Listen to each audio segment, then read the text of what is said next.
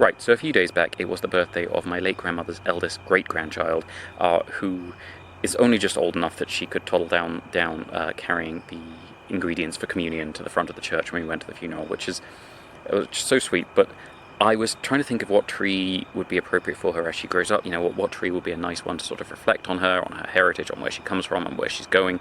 And I thought, it's quite reminiscent in some ways of not only how I think about fruit trees and, you know, what are they going to be when they grow up, how are they going to fruit, how are they going to flower, what's their leaf going to be like, but it's also kind of reminiscent of some of the really frustrating conversations adults would have around you when I was a child. Oh, he's going to be a lawyer, oh, he's going to be a doctor, oh, he's going to be a veterinarian, and all those things that I wasn't in the end going to be, but instead of just, oh, he's a child, and she's a child, and that is special, and it should be special to be at every stage of your life. So I thought I would plant a tree that is true of. And so right now this is not a tree.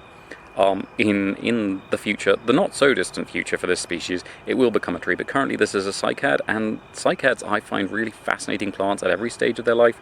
They grow really interestingly, they look really strange at every stage of their life, and they just add something, and they are one of those plants that you don't really need anything around it, it just is itself. And so this is Encephalartos centicosus. Now I will say with cycads, don't buy big ones at nurseries, buy small ones if they have them. Big ones very often mean old ones, and old ones, unless you know exactly where they come from, quite often are not captive raised. Small ones are very easy, especially a species like this which sucker very readily, but yeah, avoid big ones in nurseries unless you know exactly where they're coming from.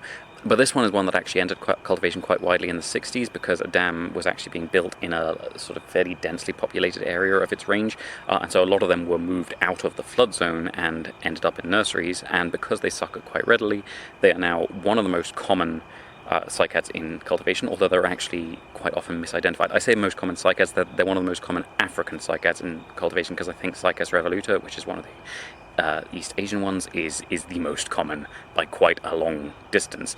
Unlike the Encephalartos ferox that I planted on Pete's birthday, this one actually is normally arborescent, so it will become a tree, but very much in its own time. It is one of the faster growing cycads, but very few of them are what you would genuinely describe as fast growing. But one of the things it really wants is drainage, because this is a montane species. Altitude is not a problem because the mountains it grows in are actually lower than our flatland here, but it does get a lot of drainage on that mountain, so I have underplanted it with a whole little pile of rubble at the bottom of quite a deep hole. I did dig right through the hard pan here, which is the sort of layer of very fine sand, which tends to reduce the flow of water down, so it should get really good drainage here. And then with our general rainfall period, it should do well, but I will be giving it some supplementary watering at least for the first few years of its life.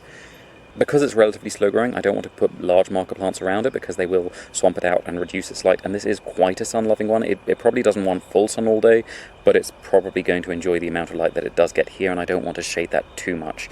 But I do want to give it a little bit of a toxic barrier, because although cycads are pretty pest resistant, it isn't that far away from where I planted the ferox the other day, so I'm going to be putting some Senecio barbatonica in here, which is quite a nice, very toxic flowering plant, which is very chemically different from cycads, so should form a nice little barrier to that, and it will stay relatively low usually in our climate. It can get much taller in other climates, but it's quite easy to cut back. It doesn't mind being cut back quite heavily, so it will, should work with this in the longer term.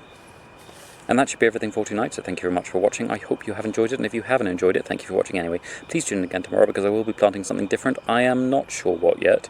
I do not have a plan, but we will see.